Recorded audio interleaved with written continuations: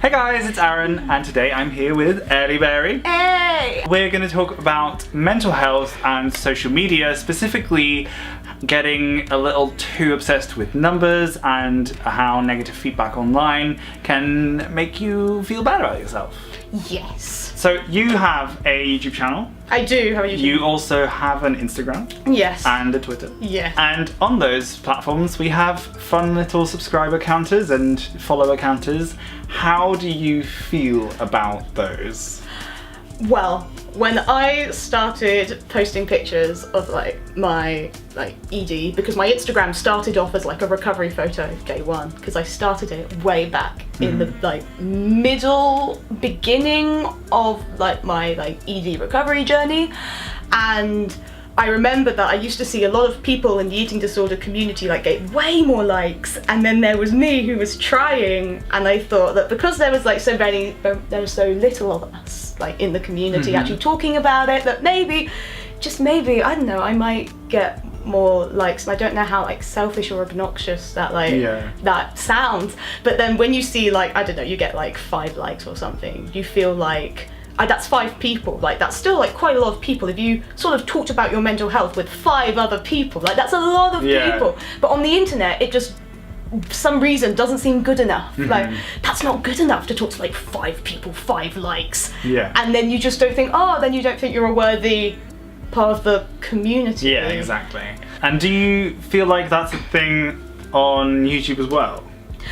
I thought, yeah, because again, there's quite a small amount of people who talk about who I know. There might be a bigger amount, but from who I know, there's, for me, a small amount of people who talk about, eating disorders and anorexia specifically, that you thought, as soon as you slip into that niche, maybe, your YouTube channel will soar. And you do have those thoughts, and then when you realise that actually no, it's the same as every other YouTube channel. You grow it, and you keep on going with it, and you experiment, and you do what you need to do for your community, and what you need to talk about. Then you realise that it wasn't just going to go like that overnight. Yeah, it's going to be a journey to find your community and for people to listen to you and get your message. Do you look at other people and compare yourself a lot?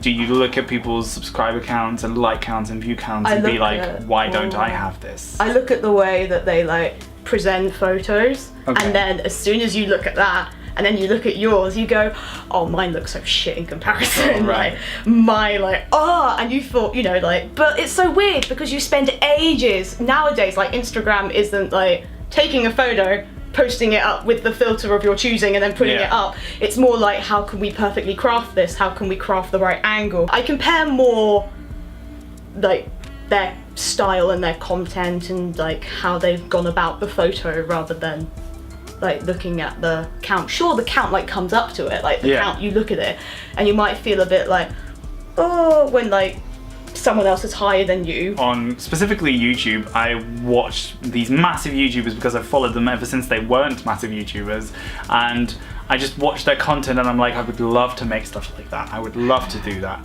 And then I see their numbers and I'm oh, so this is what's working. I need to start making stuff like this.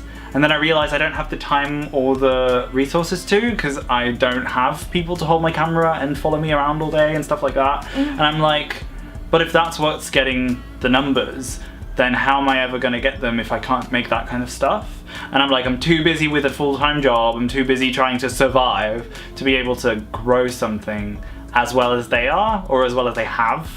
And it does kind of take a toll on my motivation, I think, and on my brain. I just kind of go, well, what's the point then? Why should I keep doing this? The only people that are watching me are these 80 people who watch all my videos. And then I'm aware of how stupid that sounds, because 80 people is a lot of people. That's a lot of people. 80 people would not fit in my room. Looking at it from I don't know, I had to get a local theatre up, where they'd show you the seating plan back home. And so in order for me to go you know what, that's a lot of people, I had to count how many subscribers I had and then allocate them each a seat. And from where I did it, it filled out most of the stalls, most of the dress circle, and half of the balcony. And I was but that's still a lot of people. Like if you Yeah. were like performing to that amount of people, that's You'd be like nervous, you would be like, like nervous. yeah. That's like kind of a packed out crowd. But on YouTube, because you don't see that, because it's just a number, your brain Yeah. goes, oh, it's not 94,000. So what am I doing with my life? What's my purpose? I think it has to do with the fact that all these massive people on the platform are just doing so well, and you look at that and you're like, I wish mine was doing that well. But on the same hand, like, you're making stuff and that's what counts. It is, and people will find you. Yeah. If people didn't like you, they wouldn't be subbing to you. Yeah. You know, you're making content that people enjoy watching. Mm-hmm. That's a very good one to remember. If you're a smaller creator, you make stuff and people are watching it, so Yeah, well, keep that in mind. we are. Like, we wouldn't be where we are without those people. And it still surprises me every day that people watch my content, because I'm like, I'm just a kid sitting in front of a camera and like you all like it and you subscribe. I still think I talk utter rubbish, and yet people are like, yeah, I like this girl, let's do this. Yeah. And I'm like, but I don't deserve any of you. Like, no. But we do, and that's what we need to like notice when we think that it's not good enough, we're not doing well. It's that people do care. I think the reminder, if we're going to like if you're going to take any message away from this, is that the viewer count, the subscriber count, the like count doesn't define your worth as such.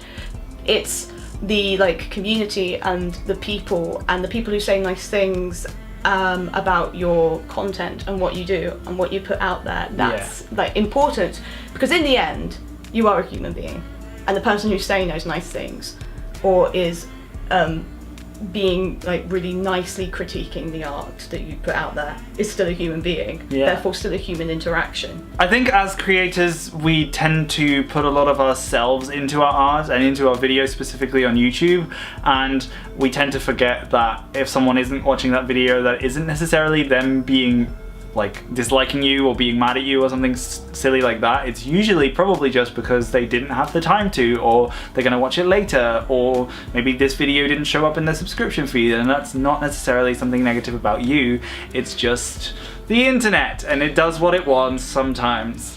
So that is going to be it for this video. I hope it made sense. We did both ramble a little bit, but hopefully I've edited it into something coherent, and if not, then you should watch it anyway. And we've also filmed a video over on Ellie's channel, so you can go check that right there, or you can subscribe right here on the end screen, and we will see you, or at least I will see you very, very soon. Bye! Bye!